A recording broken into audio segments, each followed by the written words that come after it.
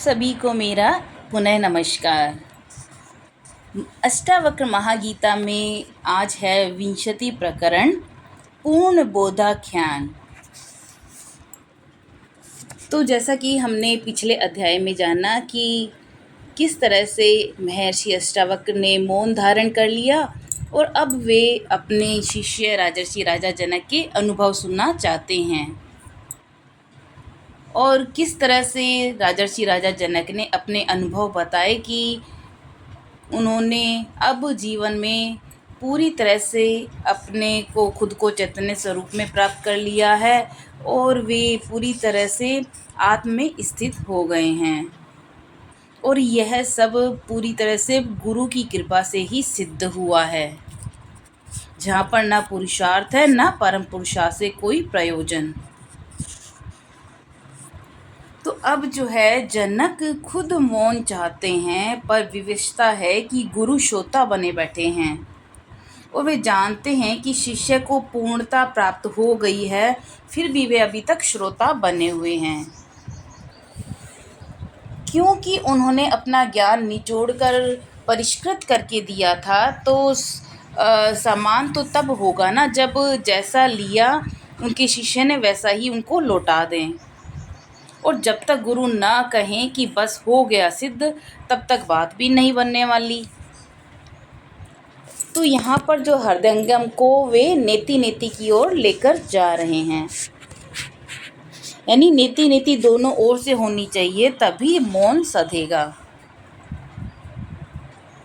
तो यहाँ पर जो राजा जनक कह रहे हैं कि मैं सर्वदा निरंजन स्वरूप होकर उपाधि शून्य हो गया हूँ, अतः अब मुझ में कहाँ शास्त्र, कहाँ उपदेश, कहाँ शिष्य और कहाँ मुझ में कोई पुरुषार्थ।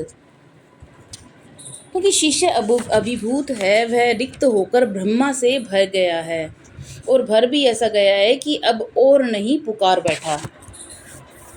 वह तृप्त हो गया है, गुरु ने जो लक्ष्य निर्धारित किया था उसे पूर्ण किया गया है अब, और अपना समस्त ज्ञान अनुभव उन्होंने उड़ेल दिया है। अब कुछ शेष ही नहीं रह गया जो शिष्य को नहीं दिया।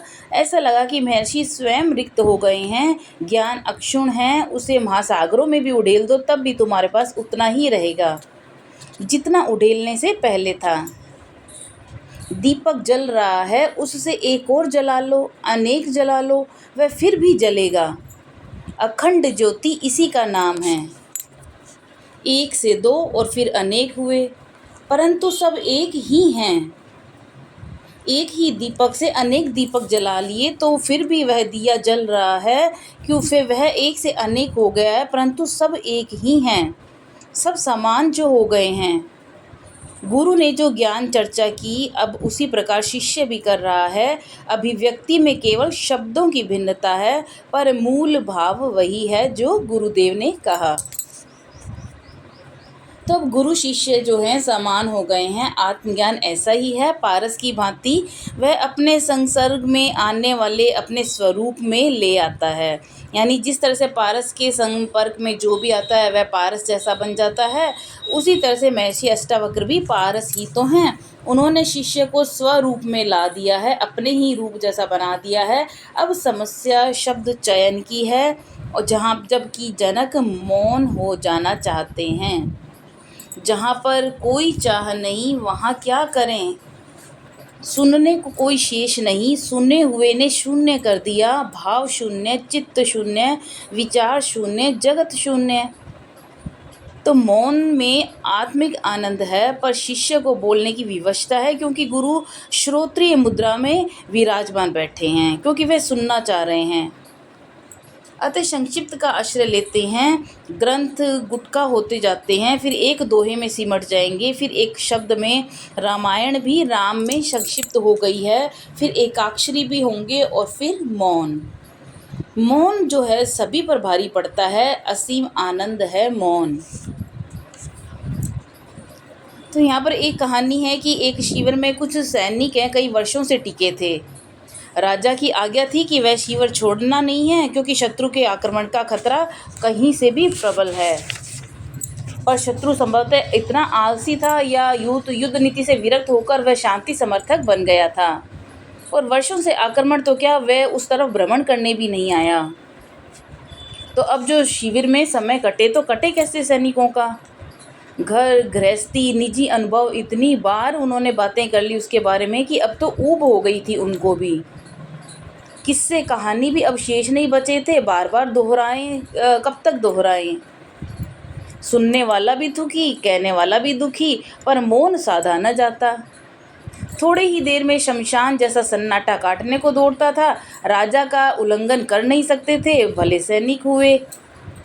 युद्ध हो जाता तो सदा के लिए मुक्त हो जाते या इस निर्जन वन से छुटकारा मिल जाता। बड़ी विचित्र स्थिति थी। नवीनता थी नहीं, दोहराव में शब्दों का अभाव होने लग गया। और गुरु सब जगह होते हैं तो एक ने सुझाया कि अब सुनने सुनाने का कष्ट कोई न करे, क्योंकि ये सब किस्से कहानी सबको कंठस्थ हो गए हैं।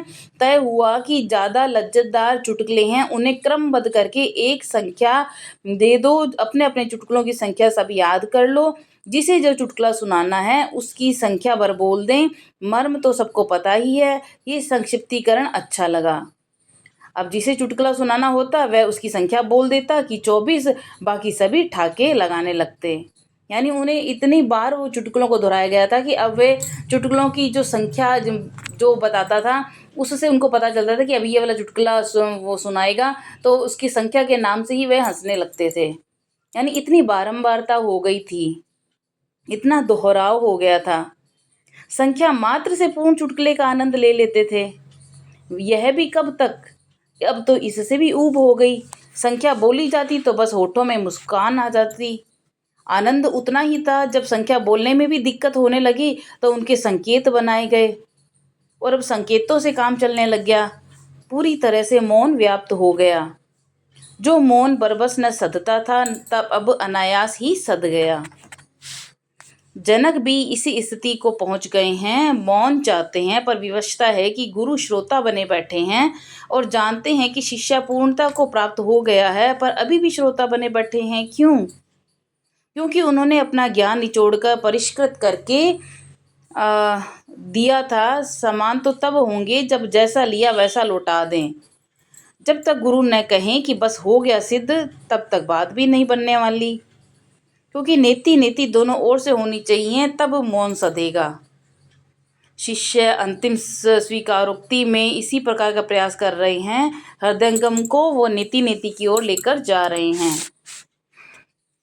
मैं तो निरंजन हूँ, जनक कह रहे हैं।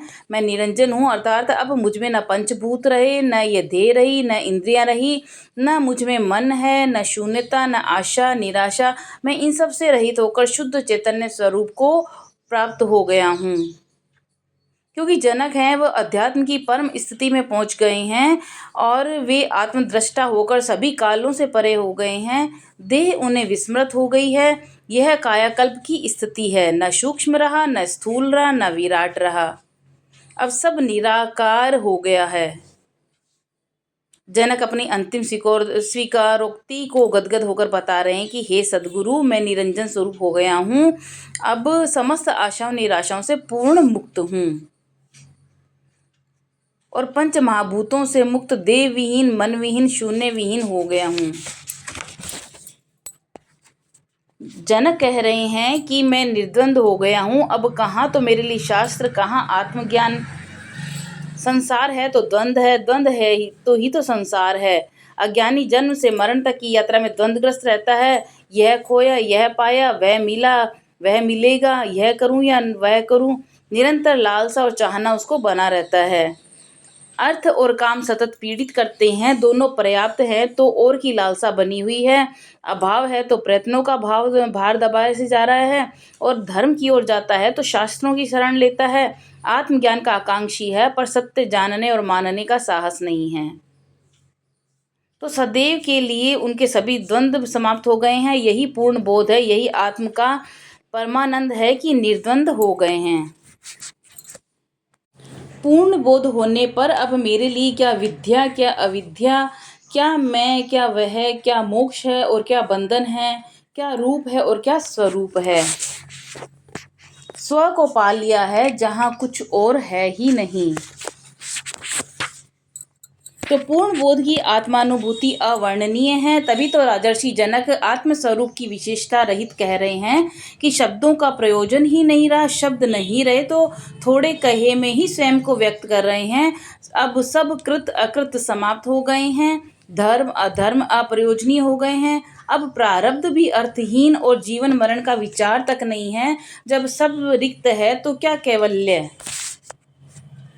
पूर्ण बोध ने मुझे स्वभाव शून्य कर दिया है। अब मुझ में न तो करता रहा, न भोगता रहा, न मैं क्रियाशील, न मैं निष्क्रिय हूँ, न अब प्रत्यक्ष ज्ञान, न प्रत्यक्ष फल। अब मैं सदैव निर्विशेष हूँ। दीपक से दीपक जल गया, दोनों प्रकाशित हैं, अब अंधकार कहाँ रह गया। गुरु शिष्य परंपरा के नियम का निर्वहन तो करना ही है। कहने को शेष है भी और नहीं भी है, यानी कहना भी है और मौन रहना भी बनता है। गुरु मौन हो गए हैं और कहने को शेष नहीं, तो फिर सुनने को भी क्या शेष है। शिष्य कहना चाह रहे हैं कि कह भी नहीं पा रहा, स्वभाव शून्य होकर स्वभाव हो गया है। स्वभाव से इतर है स्वभाव, स्वभाव में अभ्यास है, स्वभाव में कुछ नहीं रहता। जनक स्वभाव शून्य होकर स्वभाव में आ गए हैं, जहाँ न तो करता है, न भोगता है, न क्रिया है, न प्रतिक्रिया। यह सदैव निर्विशेष स्थिति है। तो राजा जनक ने कहा कि वे पूर्ण बोध ने उनको अद्वैत कर दिया है। अब मुझ में कहाँ लोक, कहाँ मोक्ष की इच्छा, कहाँ योगी, कहाँ ज्ञानी, कहाँ बंधन, कहाँ मुक्ति।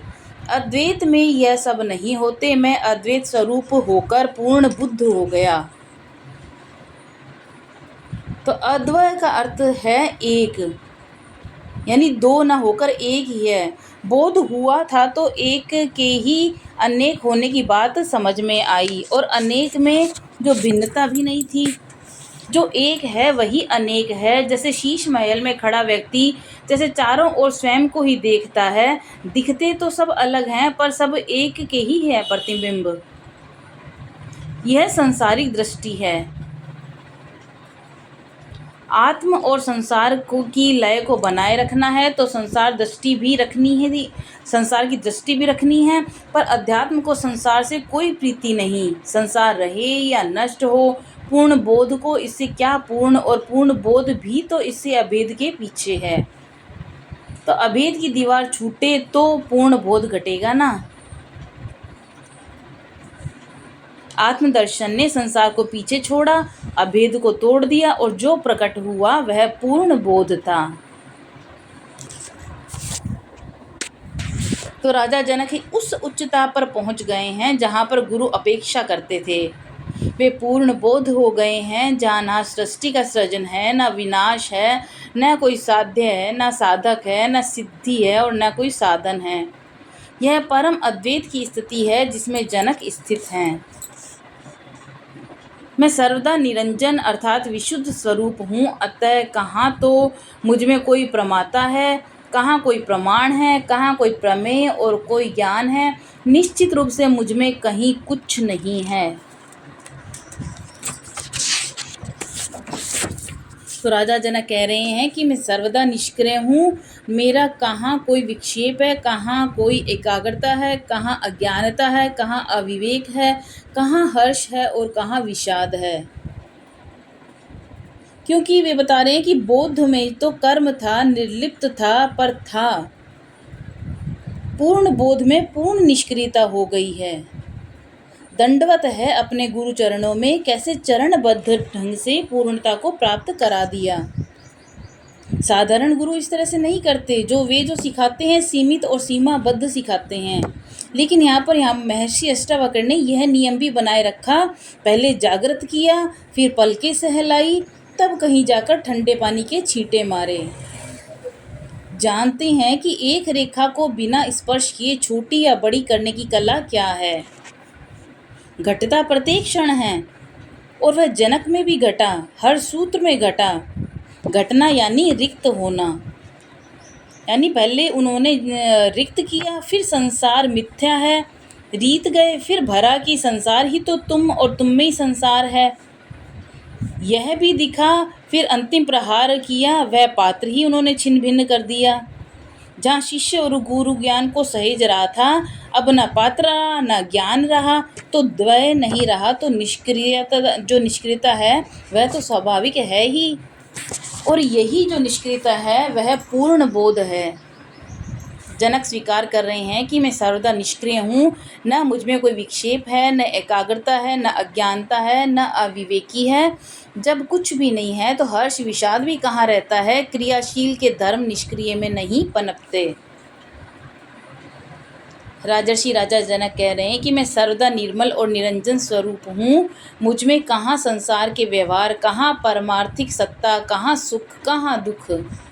क्योंकि जब पूर्ण बोध हो गया है तो चित्त निर्मल हो ही जाना है।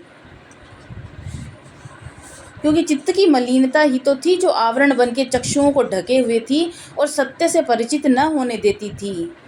अब चित्त है वो चित्त हो गया, परास्त हो गया, क्योंकि अब कहीं कोई क्रियाशील तो है ही नहीं।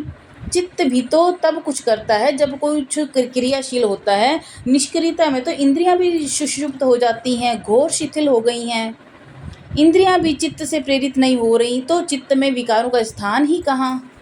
उसे तो निर्मल होना पड़ा, और निर्मल हुआ तो उसे भी लगा कि वह अपने वास्तविक विमल स्वरूप में आ गया और यही उसका सर्वदा रूप है।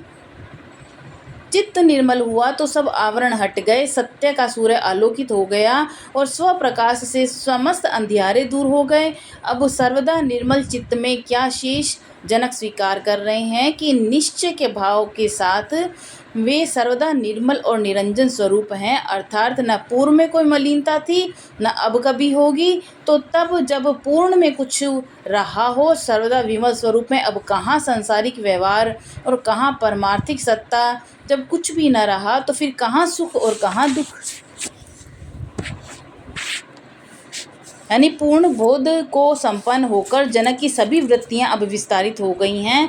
अब वे सभी अस्तित्वहीन हैं। बोध में वे थी, समाहित रूप में थी। गुरुदेव ने संसार को आत्म में समाहित होने की अनुभूति कराई थी, पर पूर्ण बोध में सब अद्वैत हो गया। बोध से अद्वैत तक की ये यात्रा विहंगम है। अष्टावक्र बड़े दक्ष गुरु हैं। वे क्षण में कुछ देते हैं, फिर उसे भी त्याज्य कह देते हैं कि इसको भी छोड़ दो।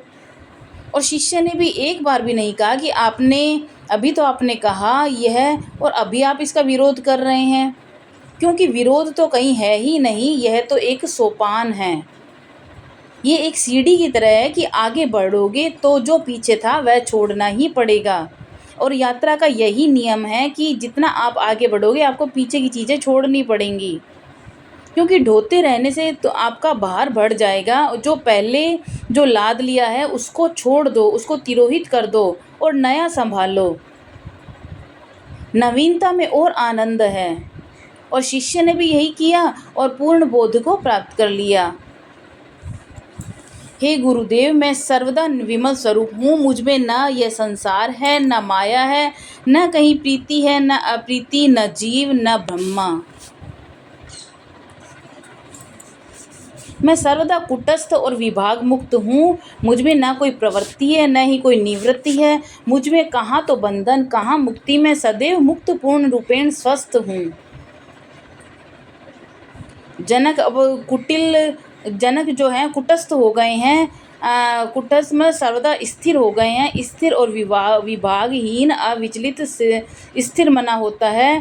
हे सद्गुरु, आपकी कृपा से मैं परम स्थिर और विभाजन से मुक्त होकर स्वस्थ मना हो गया हूँ। अब न मुझ में प्रवृत्ति है, न निवृत्ति है, न बंधन, न मुक्ति है। मैं सर्वदा निरंजन स्वरूप होकर उपाधि शून्य हो गया हूँ। अतः अब मुझ में कहाँ शास्त्र, कहाँ उपदेश, कहाँ शिष्य, कहाँ गुरु, कहाँ मुझ में कोई पुरुषार्थ। क्योंकि उपाधि जो है वह संसार के धर्म है। उपाधि से श्रेष्ठता का परिचय मिलता है। वह राजा है, वह मंत्री है, वह वेद है, वह साधु है। सभी उपाधियां किसी न किसी वर्ग का प्रतिनिधित्व करती हैं। और जहाँ पर वर्ग है वहाँ द्वैत है। उपाधि है तो बहुलता भी है।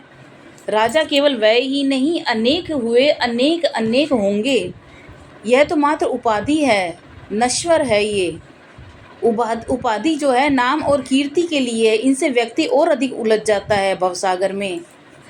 उसके छंद और बढ़ जाते हैं, क्योंकि उपाधि में प्रतिद्वंदिता भी रहती है। द्वंद्व बढ़े नहीं कि उपाधि को अक्षुण्ण रखने के लिए उसके लिए प्रतिद्वंदी से श्रेष्ठ रहना पड़ेगा, और यही श्रेष्ठता तो चित्त का घातक बाण है। लेकिन यहाँ पर राजा जनक जो हैं आत्म तत्व से पूर्ण बोध प्राप्त कर चुके हैं। किसी भी उपाधि का कोई प्रयोजन नहीं उनके लिए, क्योंकि वही अद्वैत है जहाँ पर प्रतिद्वंदी ही नहीं। अब वे न शिष्य हैं न गुरु हैं, और विचित्र बात कि गुरु से बोध प्राप्त कर लिया है और अब कहते हैं कि न मुझ में शिष्य न गुरु। सत्य यही है कि बोध वही है। गुरु जानते हैं कि अब न शास्त्र रहे न उपदेश, किसी पुरुषार्थ का भी पूर्ण अभाव हो गया। राजा जनक कहते हैं कि मैं सर्वदा स्वच्छंद हूँ, अब मुझ में कहाँ होने कहाँ नहीं होने का कोई भाव नहीं है। द्वैत और अद्वैत कहाँ, अब क्या सुनना क्या कहना, अब मुझे कुछ भी नहीं सुहाता। मैं परम अद्वैत में स्थित हुआ। तो यह जनक की अंतिम स्वीकारोक्ति है कि मैंने पूर्ण बोध को प्राप्त कर लिया, अतः अब मैं न द्वैत रहा न अद्वैत, मैं सर्वदा मुक्त हुआ। अब कुछ भी कहने और सुनने का शेष नहीं रहा, और मैं पूर्ण हुआ, मैं स्थिर हुआ और सर्वत्र मौन व्याप्त हो गया। क्योंकि अब न गुरु कुछ कहने को उद्यत है न शिष्य सुनने की चेष्टा कर रहे हैं। और जब कुछ शेष ही नहीं रह गया होता तो अष्टावक्र मौन न होते। श्रोत्रिय भी ऐसे मौन नहीं रहता, पर ऋषियों की नेति नेति की भांति बौद्ध से अद्वैत तक की यह संवाद यात्रा अपूर्व आनंदमय रही। तो अष्टावक्र ने आत्मज्ञान के गूढ़ रहस्यों को जिस प्रकार परत दर परत खोला वो विहंगम रहा। शिष्य ने समर्पण का अद्भुत प्रदर्शन किया, गुरु ने भी शिष्य की निष्ठा का मर्म जाना और स्वयं भी समर्पित हो गए। और ज्ञान के आदान प्रदान का यही नियम है। जनक तृप्त हुए, ऐसे तृप्त हुए कि वाणी ही मौन हो गई। जिस जिज्ञासा ने जीवन भर विचलित कर रखा था अब वह कहीं नहीं थी, पर आत्म अनुभूति इससे भी प्रबल हुई कि जिज्ञासा कभी ही नहीं थी। जनक प्रशांत होकर परम पद पर आसीन हुए और महागुरु अष्टावक्र गुरु श्रेष्ठ हुए। तो ये था महर्षि अष्टावक्र के जो भी उन्होंने संदेश दिए अपने शिष्य राजर्षि राजा जनक को। तो ये 20वां अध्याय था। तो अष्टावक्र महागीता में हमने ये पूरी किताब से जाना कि किस तरह से आत्मज्ञान को उन्होंने प्राप्त करवाया, और हमें भी अपने जीवन में इसी तरह से आत्मज्ञान को प्राप्त करना है और पूर्ण बोधत्व को प्राप्त करना है। आपको ये कैसा लगा अपने कमेंट करके ज़रूर बताइए। तब तक के लिए नमस्कार।